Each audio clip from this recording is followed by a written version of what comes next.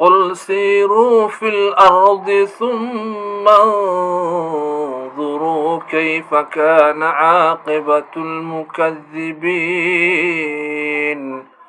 قل لمن ما في السماوات والأرض قل لله. كتب على نفسه الرحمة لا يجمعنكم إلى يوم القيامة لا ريب فيه. الذين خسروا أنفسهم فهم لا يؤمنون. وله ما سكن في الليل والنهار وهو السميع العليم. قل أغير الله أتخذ وليا فاطر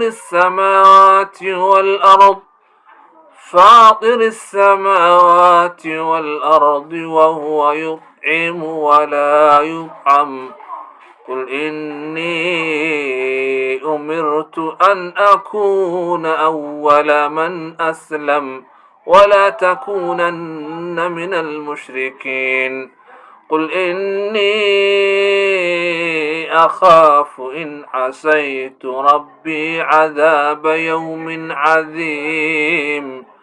من يصرف عنه يومئذ فقد رحمه وذلك الفوز المبين. وإن يمسسك الله بضر فلا كاشف له إلا هو وإن يمسسك بخير فهو على كل شيء قدير وهو القاهر فوق عباده